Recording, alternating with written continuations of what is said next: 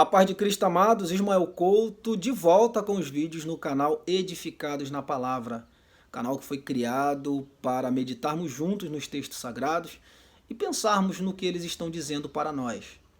Antes de desenvolver o vídeo, eu quero pedir a você que compartilhe os nossos vídeos, que você se inscreva no nosso canal, que você curta. É muito importante não só assistir, mas curtir os nossos vídeos. Isso é muito importante para o canal. E também, não menos importante, comente os nossos vídeos. Independente se você concorda ou discorda, o importante é você comentar. Eu terei todo o prazer de ler cada comentário e até mesmo fazer um comentário em cima do seu comentário. O texto desse vídeo que eu quero meditar com você está registrado em Mateus capítulo 3, versículo 11. Ele vos batizará com o Espírito Santo e com fogo. Aliás, que fogo é esse que João está dizendo que Jesus vai batizar?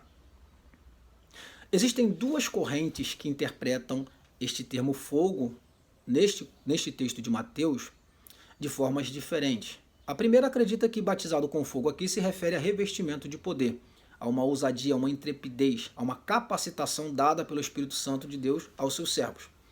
Outros acreditam que esse termo fogo diz completamente ao contrário. Se trata de condenação, se trata do destino final para as pessoas que rejeitarem o Evangelho de Cristo. Mas o que o texto está querendo dizer?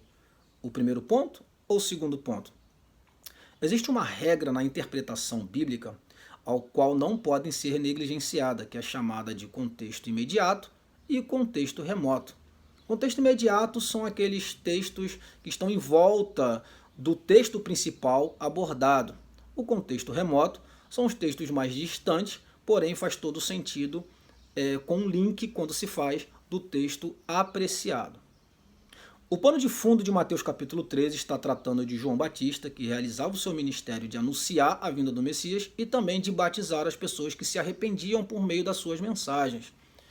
E dentro desse contexto nós vamos ver que no versículo 7, não só pessoas arrependidas estavam ali diante de João, mas também os fariseus e saduceus.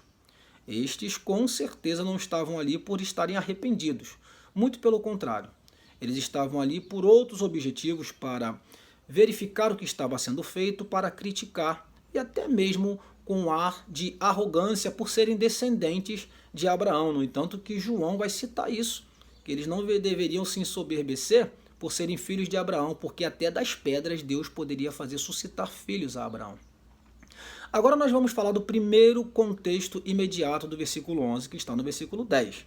João diz assim: está posto o machado à raiz das árvores. Toda árvore, pois, que não produz bom fruto, é cortada e lançada ao fogo. O fogo aqui, do grego piri, se refere a juízo, a castigo.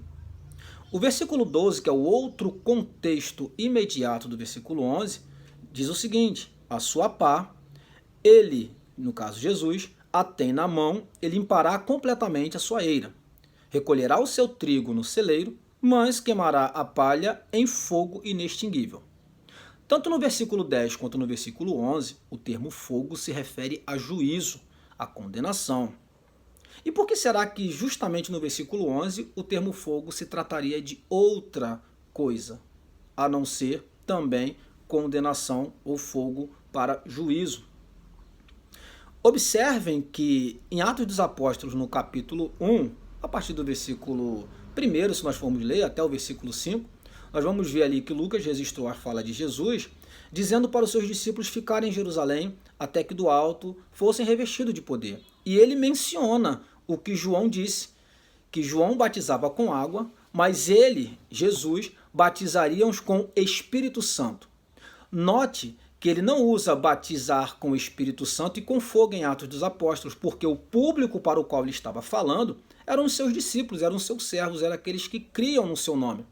Já em Mateus capítulo 3, ele utiliza o termo batizado com Espírito Santo e com fogo, porque existiam dois públicos ouvindo: as pessoas que estavam se arrependendo e também os fariseus e saduceus, que estavam ali sem quaisquer sentimentos de arrependimento.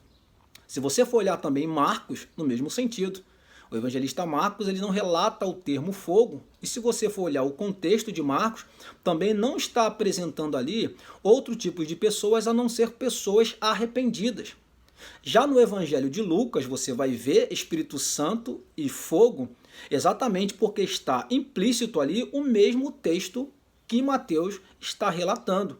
Ou seja, raça de víboras. Jesus falando para dois públicos. Enfim, o que nos dá a entender é que Mateus capítulo 3, versículo 11, batizado com fogo, não tem nada a ver com revestimento de poder, e sim aquele grande dia onde o Senhor vai recolher o seu trigo e colocará no seu celeiro, e o que for palha, ele vai lançar ao fogo. Espero que você tenha compreendido esse vídeo e que a paz do Eterno esteja com todos. Amém.